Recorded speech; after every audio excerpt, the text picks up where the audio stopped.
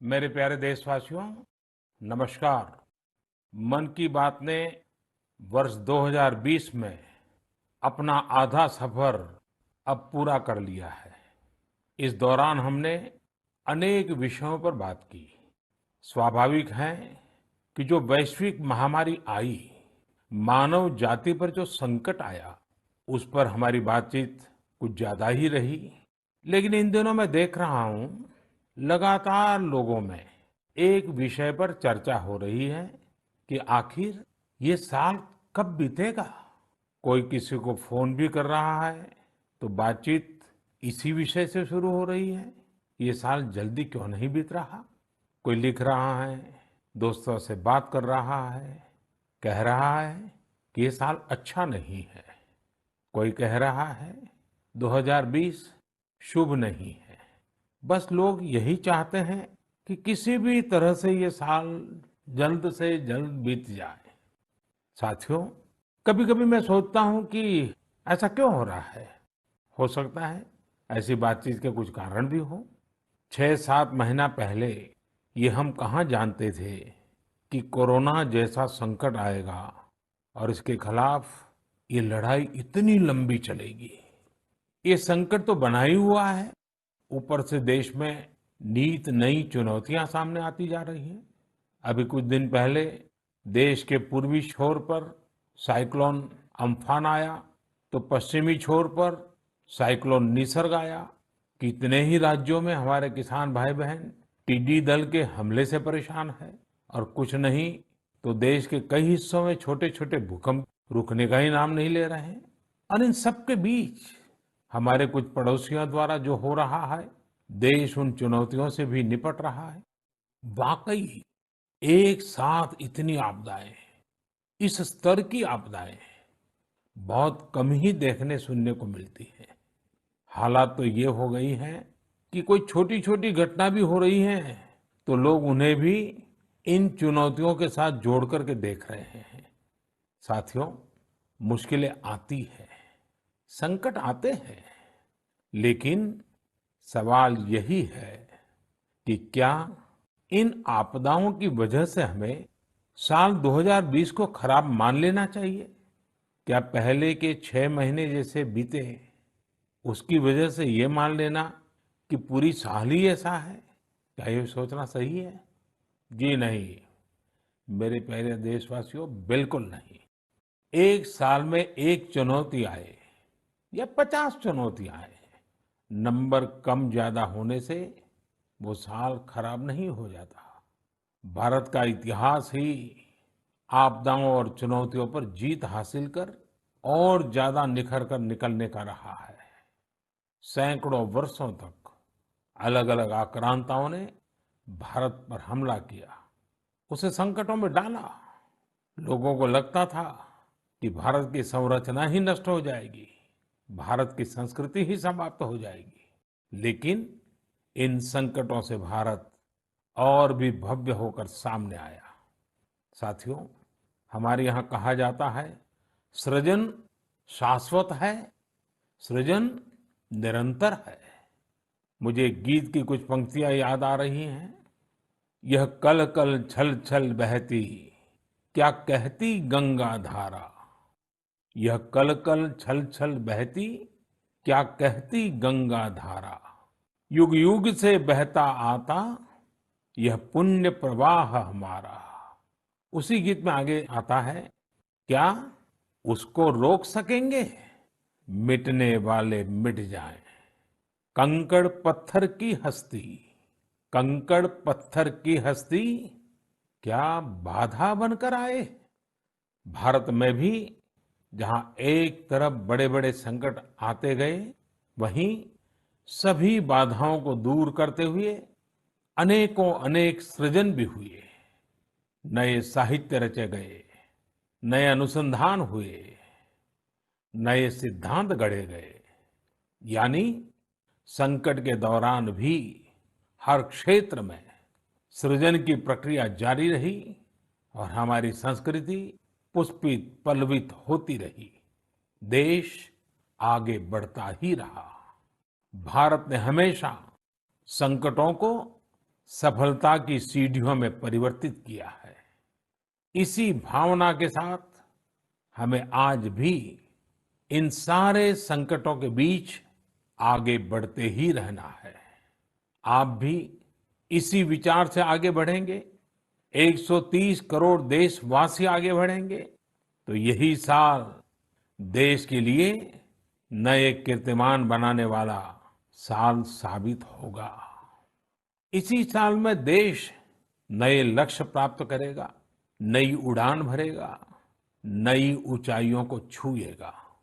मुझे पूरा विश्वास 130 करोड़ देशवासियों की शक्ति पर है, आप सब पर है, इस देश की महान परंपरा पर है। मेरे प्यारे देशवासियों, संकट चाहे जितना भी बड़ा हो, भारत के संस्कार निस्वार्थ भाव से सेवा की प्रेरणा देते हैं।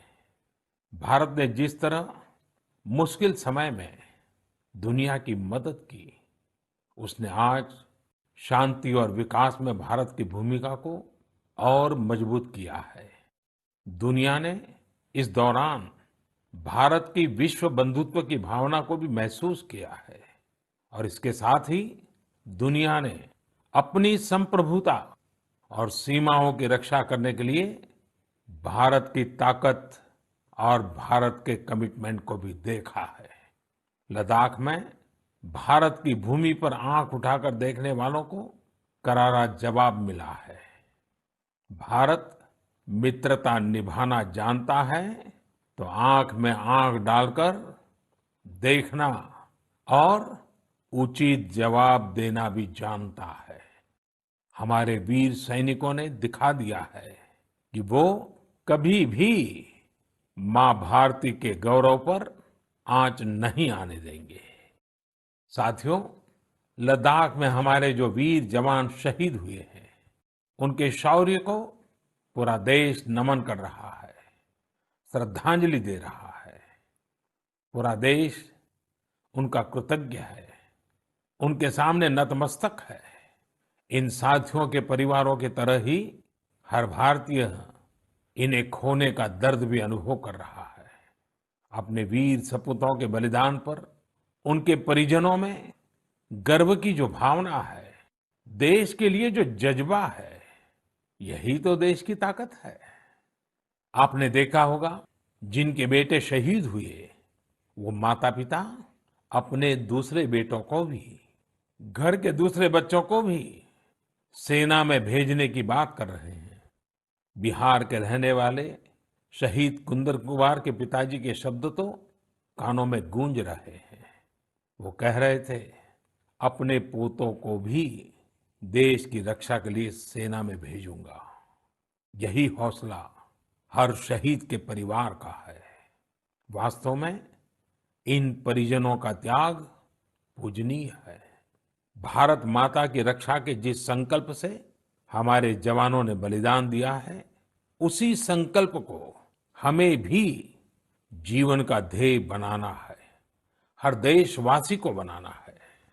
हमारा हर प्रयास इसी दिशा में होना चाहिए, जिससे सीमाओं की रक्षा के लिए देश की ताकत बढ़े, देश और अधिक सक्षम बने, देश आत्मनिर्भर बने। यही हमारे शहीदों को सच्ची श्रद्धांजलि भी होगी। मुझे असम से रजनी जी ने लिखा है कि उन्होंने पूर्वी लद्दाख में जो कुछ हुआ, वो देखने के बाद एक प्रण लिया है। प्रण ये कि वो लोकल ही खरीदेंगे, इतना ही नहीं, लोकल के लिए वोकल भी होगी। ऐसे संदेश मुझे देश के हर कोने से आ रहे हैं। बहुत से लोग मुझे पत्र लिखकर बता रहे हैं कि वो इस और बढ़ चले हैं। इसी तरह तमिलनाडु के मदुरई से मोहन रामामूर्ति जी ने लिखा है कि वो भारत को डिफेंस के क्षेत्र में आत्मनिर्भर बनते हुए देखना चाहते हैं। साथियों, आजादी के पहले हमारा देश डिफेंस सेक्टर में दुनिया के कई देशों से आगे था। हमारे यहाँ अनेकों ऑर्डिनेंस फैक्ट्रियां होती थी। उस समय कई देश जो हमसे बहुत पीछे थे, वो आज हमसे आगे हैं। आजादी के बाद डिफेंस सेक्टर में हमें जो प्रयास करने चाहिए थे, हमें अपने पुराने अनुभवों का जो लाभ उठाना चाहिए था, हम उसका लाभ नहीं उठा पाए। लेकिन आज डिफेंस सेक्टर में, टेक्नोलॉजी के क्षेत्र में भारत आगे बढ़ने का निरंतर प्रयास कर रहा है। भारत आत्मनिर्भरता की तरफ कदम बढ़ा रहा है। साथियों, कोई भी मिशन पीपल्स पार्टिसिपेशन, जन भागीदारी के बिना पूरा नहीं हो सकता, सफल नहीं हो सकता। इसलिए आत्मनिर्भर भारत की दिशा में एक नागरिक के तौर पर हम सबका संकल्प, समर्पण और सहयोग बहुत जरूरी है, अनिवार्य है। आप लोकल खरीदेंगे, लोकल के लिए वोकल होंगे, तो समझिए आप देश को मजबूत करने में अपनी भूमिका निभा रहे हैं। ये भी एक तरह से देश की सेवा ही है। आप किसी भी प्रोफेशन में हो, हर एक जगह देश सेवा का बहुत स्कोप होता ही है। देश की आवश्यकता को समझते हुए जो भी कार्य करते हैं, वो देश की सेवा ही होती है। आपकी यही सेवा देश को कहीं न कहीं मजबूत भी करती है। और हमें ये भी याद रखना है, हमारा देश जितना मजबूत होगा, दुनिया में शांति की संभावनाएं भी उतनी ही मजबूत होगी। हमारे यहाँ कहा जाता है, विद्या विवादाय धनम मदाय, विद्या विवादाय धनम मदाय, शक्ति ही परेशान परिपीडनाय, खलस्य साधो विपरीतम एतत्, ज्ञानाय दानाय च रक्षणाय। अर्थात अगर स्वभाव से दुष्ट है, तो विद्या का प्रयोग व्यक्ति विवाद में, धन का प्रयोग घमंड में और ताकत का प्रयोग दूसरों को तकलीफ देने में करता है। लेकिन सज्जन की विद्या ज्ञान के लिए, धन मदद के लिए और ताकत रक्षा करने के लिए इस्तेमाल होती है। भारत ने अपनी ताकत हमेशा इसी भावना के साथ इस्तेमाल की है। भारत का संकल्प है भारत के स्वाभिमान और संप्रभुता की रक्षा। भारत का लक्ष्य है आत्मनिर्भर भारत। भारत की परंपरा है भरोसा, मित्रता। भारत का भाव है बंधुता। हम इन्हीं आदर्शों के साथ आगे बढ़ते रहेंगे। मेरे प्यारे देशवासियों, कोरोना के संकट काल में देश लॉकडाउन से बाहर निकल आया है। अब हम अनलॉक के दौर में हैं। अनलॉक के इस समय में दो बातों पर बहुत फोकस करना है, कोरोना को हराना और अर्थव्यवस्था को मजबूत बनाना, उसे ताकत देना। साथियों, लॉकडाउन से ज्यादा सतर्कता हमें अनलॉक के दौरान बरतनी है। आपकी सतर्कता ही आपको कोरोना से बचाएगी। इस बात को हमेशा याद रखिए कि अगर आप मास्क नहीं पहनते हैं, 2 गज की दूरी का पालन नहीं करते हैं या फिर दूसरी जरूरी सावधानियां नहीं बरतते हैं, तो आप अपने साथ साथ दूसरों को भी जोखिम में डाल रहे हैं, खास तौर पर घर के बच्चों और बुजुर्गों को। इसीलिए सभी देशवासियों से मेरा निवेदन है, और ये निवेदन मैं बार बार करता हूं, और मेरा निवेदन है कि आप लापरवाही मत बरतिए, अपना भी ख्याल रखिए और दूसरों का भी। साथियों, अनलॉक के दौर में बहुत सी ऐसी चीजें भी अनलॉक हो रही हैं जिनमें भारत दशकों से बंधा हुआ था। वर्षों से हमारा माइनिंग सेक्टर लॉकडाउन में था। कॉमर्शियल ऑक्शन को मंजूरी देने के एक निर्णय ने स्थिति को पूरी तरह से बदल दिया है। कुछ ही दिन पहले स्पेस सेक्टर में ऐतिहासिक सुधार किए गए। उन सुधारों के जरिए वर्षों से लॉकडाउन में जकड़े इस सेक्टर को आजादी मिली। इससे आत्मनिर्भर भारत के अभियान को न केवल गति मिलेगी, बल्कि देश टेक्नोलॉजी में भी एडवांस बनेगा। अपने कृषि क्षेत्र को देखें तो इस सेक्टर में भी बहुत सारी चीजें दशकों से लॉकडाउन में फंसी थी। इस सेक्टर को भी अब अनलॉक कर दिया गया है। इससे जहां एक तरफ किसानों को अपनी फसल कहीं पर भी किसी को भी बेचने की आजादी मिली है, वहीं दूसरी तरफ उन्हें अधिक ऋण मिलना भी सुनिश्चित हुआ है। ऐसे अनेक क्षेत्र हैं जहां हमारा देश इन सब संकटों के बीच ऐतिहासिक निर्णय लेकर विकास के नए रास्ते खोल रहा है। मेरे प्यारे देशवासियों, हर महीने हम ऐसी खबरें पढ़ते और देखते हैं जो हमें भावुक कर देती हैं। यह हमें इस बात का स्मरण कराती हैं कि कैसे हर भारतीय एक दूसरे की मदद के लिए तत्पर है। वह जो कुछ भी कर सकता है, उसे करने में जुटा है। अरुणाचल प्रदेश की एक ऐसी ही प्रेरक कहानी मुझे मीडिया में पढ़ने को मिली। यहाँ सियांग जिले के मिरेम गांव ने वो अनोखा कार्य कर दिखाया जो समूचे भारत के लिए एक मिसाल बन गया है। इस गांव के कई लोग बाहर रहकर नौकरी करते हैं। गांव वालों ने देखा कि कोरोना महामारी के समय ये सभी अपने गांव की ओर लौट रहे हैं। ऐसे में गांव वालों ने पहले से ही गांव के बाहर क्वारंटीन का इंतजाम करने का फैसला किया। उन्होंने आपस में मिलकर गांव से कुछ ही दूरी पर 14 अस्थायी झोपड़ियां बना दी और ये तय किया कि जब गांव वाले लौटकर आएंगे तो उन्हें इन्हीं झोपड़ियों में कुछ दिन क्वारंटीन में रखा जाएगा। उन झोपड़ियों में शौचालय, बिजली, पानी समेत दैनिक जरूरत की हर तरह की सुविधा उपलब्ध कराई गई। जाहिर है, मिरेम गांव के लोगों के इस सामूहिक प्रयास और जागरूकता ने सबका ध्यान अपनी ओर आकर्षित कर लिया। साथियों, हमारे यहाँ कहा जाता है, स्वभावम न जहाति एव साधुः आपद्गतो भी सन कर्पूरः पावक स्पृष्टः सौरभम लभते तराम। अर्थात जैसे कपूर आग में तपने पर भी अपनी सुगंध नहीं छोड़ता, वैसे ही अच्छे लोग आपदा में भी अपने गुण, अपना स्वभाव नहीं छोड़ते। आज हमारे देश की जो श्रम शक्ति है, जो श्रमिक साथी हैं, वो भी इसका जीता जागता उदाहरण है।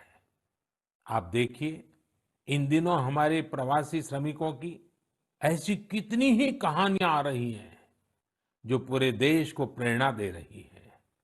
यूपी के बाराबंकी में गांव लौटकर आए मजदूरों ने कल्याणी नदी का प्राकृतिक स्वरूप लौटाने के लिए काम शुरू कर दिया। नदी का उद्धार होता देख आसपास के किसान, आसपास के लोग भी उत्साहित हैं। गांव में आने के बाद क्वारंटीन सेंटर में रहते हुए, आइसोलेशन सेंटर में रहते हुए हमारे श्रमिक साथियों ने जिस तरह अपने कौशल्य का इस्तेमाल करते हुए अपने आसपास की स्थितियों को बदला है, वो अद्भुत है। लेकिन साथियों, ऐसे कितने ही किस्से, कहानियां देश के लाखों गांवों के हैं जो हम तक नहीं पहुंच पाए हैं। जैसा हमारे देश का स्वभाव है, मुझे विश्वास है साथियों कि आपके गांव में भी, आपके आसपास भी ऐसी अनेक घटनाएं घटी होगी। अगर आपके ध्यान में ऐसी बात आई है, तो आप ऐसी प्रेरक घटना को मुझे जरूर लिखिए। संकट के इस समय में ये सकारात्मक घटनाएं, ये कहानियां औरों को भी प्रेरणा देगी। मेरे प्यारे देशवासियों, कोरोना वायरस ने निश्चित रूप से हमारे जीवन जीने के तरीकों में बदलाव ला दिया है। मैं लंदन से प्रकाशित फाइनेंशियल टाइम्स में एक बहुत ही दिलचस्प लेख पढ़ रहा था। इसमें लिखा था कि कोरोना काल के दौरान अदरक, हल्दी समेत दूसरे मसालों की मांग एशिया के अलावा अमेरिका तक में भी बढ़ गई है। पूरी दुनिया का ध्यान इस समय अपनी इम्यूनिटी बढ़ाने पर है और इम्यूनिटी बढ़ाने वाली इन चीजों का संबंध हमारे देश से है। हमें इनकी खासियत विश्व के लोगों को ऐसी सहज और सरल भाषा में बतानी चाहिए जिससे वे आसानी से समझ सकें और हम एक हेल्थियर प्लेनेट बनाने में अपना योगदान दे सकें। मेरे प्यारे देशवासियों, कोरोना जैसा संकट नहीं आया होता तो शायद जीवन क्या है, जीवन क्यों है, जीवन कैसा है, हमें शायद ये याद ही नहीं आता। कई लोग इसी वजह से मानसिक तनाव में जीते रहे हैं। तो दूसरी ओर लोगों ने मुझे ये भी शेयर किया है कि कैसे लॉकडाउन के दौरान खुशियों के छोटे छोटे पहलू भी उन्होंने जीवन में रीडिस्कवर किए हैं। कई लोगों ने मुझे पारंपरिक इंडोर गेम्स खेलने और पूरे परिवार के साथ उसका आनंद लेने के अनुभव भेजे हैं। साथियों, हमारे देश में पारंपरिक खेलों की बहुत समृद्ध विरासत रही है। जैसे आपने एक खेल का नाम सुना होगा, पचीसी। यह खेल तमिलनाडु में पल्लान्गुली, कर्नाटक में अली गुली मणे और आंध्र प्रदेश में वामन गुंटलू के नाम से खेला जाता है। ये एक प्रकार का स्ट्रेटेजी गेम है जिसमें एक बोर्ड का उपयोग किया जाता है।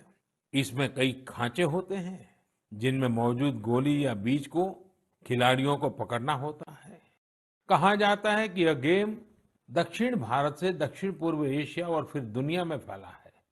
साथियों, आज हर बच्चा सांप सीढ़ी के खेल के बारे में जानता है, लेकिन क्या आपको पता है कि यह भी एक भारतीय पारंपरिक गेम का ही रूप है जिसे मोक्ष पाटम या परमपदम कहा जाता है। हमारे यहाँ का एक और पारंपरिक गेम रहा है गुट्टा। बड़े भी गुट्टे खेलते हैं और बच्चे भी। बस एक ही साइज के 5 छोटे पत्थर उठाएं और आप गुट्टे खेलने के लिए तैयार। एक पत्थर हवा में उछालिए और जब तक वो पत्थर हवा में हो आपको जमीन पर रखे बाकी पत्थर उठाने होते हैं। आम तौर पर हमारे यहाँ इंडोर खेलों में कोई बड़े साधनों की जरूरत नहीं होती है। कोई एक चौक या पत्थर ले आता है, उसे जमीन पर ही कुछ लकीरें खींच देता है और फिर खेल शुरू हो जाता है। जिन खेलों में डाइस की जरूरत पड़ती है, कौड़ियों से या इमली के बीज से भी काम चल जाता है। साथियों, मुझे मालूम है आज जब मैं ये बात कर रहा हूं, कितने ही लोग अपने बचपन में लौट गए होंगे। कितनों को ही अपने बचपन के दिन याद आ गए होंगे। मैं यही कहूंगा कि उन दिनों को आप भूले क्यों है, उन खेलों को आप भूले क्यों है। मेरा घर के नाना नानी दादा दादी घर के बुजुर्गों से आग्रह है कि नई पीढ़ी में ये खेल आप अगर ट्रांसफर नहीं करेंगे तो कौन करेगा। जब ऑनलाइन पढ़ाई की बात आ रही है तो बैलेंस बनाने के लिए, ऑनलाइन खेल से मुक्ति पाने के लिए भी हमें ऐसे करना ही होगा। हमारी युवा पीढ़ी के लिए भी, हमारे स्टार्टअप्स के लिए भी यहाँ एक नया अवसर है और मजबूत अवसर है। हम भारत के पारंपरिक इंडोर गेम्स को नए और आकर्षक रूप में प्रस्तुत करें। उनसे जुड़ी चीजों को जुटाने वाले, सप्लाई करने वाले स्टार्टअप्स बहुत पॉपुलर हो जाएंगे। और हमें ये भी याद रखना है, हमारे भारतीय खेल भी तो लोकल है और हम लोकल के लिए वोकल होने का प्रण पहले ही ले चुके हैं। और मेरे बाल सखा मित्रों, हर घर के बच्चों से, मेरे नन्हे साथियों से भी आज मैं एक विशेष आग्रह करता हूं। बच्चे, आप मेरा आग्रह मानेंगे ना? देखिए, मेरा आग्रह है कि मैं जो कहता हूं आप जरूर करिए। एक काम करिए, जब थोड़ा समय मिले तो माता पिता से पूछकर मोबाइल उठाइए और अपने दादा दादी नाना नानी या घर में जो भी बुजुर्ग हैं उनका इंटरव्यू रिकॉर्ड कीजिए। अपने मोबाइल फोन में रिकॉर्ड करिए जैसे आपने टीवी पर देखा होगा ना, कैसे पत्रकार इंटरव्यू करते हैं, बस वैसा ही इंटरव्यू आप कीजिए। और आप उनसे सवाल क्या करेंगे, मैं आपको सुझाव देता हूँ। आप उनसे जरूर पूछिए कि वो बचपन में उनका रहन-सहन कैसा था, वो कौन से खेल खेलते थे, कभी नाटक देखने जाते थे, सिनेमा देखने जाते थे, कभी छुट्टियों में मामा के घर जाते थे, कभी खेत खलिहान में जाते थे, त्योहार कैसे मनाते थे। बहुत सी बातें आप उनको पूछ सकते हैं। उनको भी 40-50 साल, 60 साल पुरानी अपनी जिंदगी में जाना बहुत आनंद देगा। और आपके लिए 40-50 साल पहले का हिंदुस्तान कैसा था, आप जहाँ रहते हैं वो इलाका कैसा था, वहाँ परिसर कैसा था, लोगों के तौर तरीके क्या थे, सब चीजें बहुत आसानी से आपको सीखने को मिलेगी, जानने को मिलेगी। और आप देखिए, आपको बहुत मजा आएगा। और परिवार के लिए एक बहुत ही अमूल्य खजाना, एक अच्छा वीडियो एल्बम भी बन जाएगा। साथियों, ये सत्य है कि आत्मकथा या जीवनी, ऑटोबायोग्राफी या बायोग्राफी, इतिहास की सच्चाई के निकट जाने के लिए बहुत ही उपयोगी माध्यम होती है। आप भी अपने बड़े बुजुर्गों से बातें करेंगे तो उनके समय की बातों को, उनके बचपन, उनके युवा काल की बातों को और आसानी से समझ पाएंगे। ये बेहतरीन मौका है कि बुजुर्ग भी अपने बचपन के बारे में, उस दौर के बारे में अपने घर के बच्चों को बताएं। साथियों, देश के एक बड़े हिस्से में अब मानसून पहुंच चुका है। इस बार बारिश को लेकर मौसम विज्ञानी भी बहुत उत्साहित हैं, बहुत उम्मीद जता रहा है। बारिश अच्छी होगी तो हमारे किसानों की फसलें अच्छी होगी, वातावरण भी हरा भरा होगा। बारिश के मौसम में प्रकृति भी जैसे खुद को रिजुवेनेट कर लेती है। मानव प्राकृतिक संसाधनों का जितना दोहन करता है, प्रकृति एक तरह से बारिश के समय उनकी भरपाई करती है, रिफिलिंग करती है। लेकिन ये रिफिलिंग तभी हो सकती है जब हम भी इसमें अपनी धरती माँ का साथ दें, अपना दायित्व निभाएं। हमारे द्वारा किया गया थोड़ा सा प्रयास प्रकृति को, पर्यावरण को बहुत मदद करता है। हमारे कई देशवासी तो इसमें बहुत बड़ा काम कर रहे हैं। कर्नाटक के मंडावली में एक 80-85 साल के बुजुर्ग हैं, कामेगौड़ा जी। कामेगौड़ा जी एक साधारण किसान है, लेकिन उनका व्यक्तित्व बहुत असाधारण है। उन्होंने एक ऐसा काम किया है कि कोई भी आश्चर्य में पड़ जाएगा। 80-85 साल के कामेगौड़ा जी अपने जानवरों को चराते हैं, लेकिन साथ साथ उन्होंने अपने क्षेत्र में नए तालाब बनाने का भी बीड़ा उठाया हुआ है। वे अपने इलाके में पानी की समस्याओं को दूर करना चाहते हैं, इसलिए जल संरक्षण के काम में छोटे छोटे तालाब बनाने के काम में जुटे हैं। आप हैरान होंगे कि 80-85 वर्ष के कामेगौड़ा जी अब तक 16 तालाब खोद चुके हैं, अपनी मेहनत से, अपने परिश्रम से।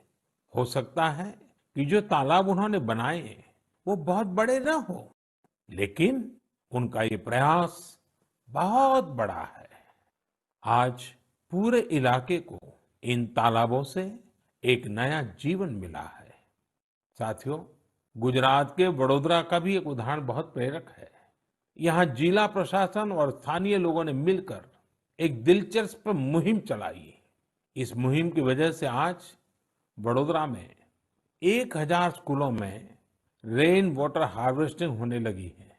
एक अनुमान है कि इस वजह से हर साल औसतन करीब 10 करोड़ लीटर पानी बेकार बह जाने से बचाया जा रहा है। साथियों, इस बरसात में प्रकृति की रक्षा के लिए, पर्यावरण की रक्षा के लिए हमें भी कुछ इसी तरह सोचने की, कुछ करने की पहल करनी चाहिए। जैसे कई स्थानों पर गणेश चतुर्थी को लेकर तैयारियां शुरू होने जा रही होगी।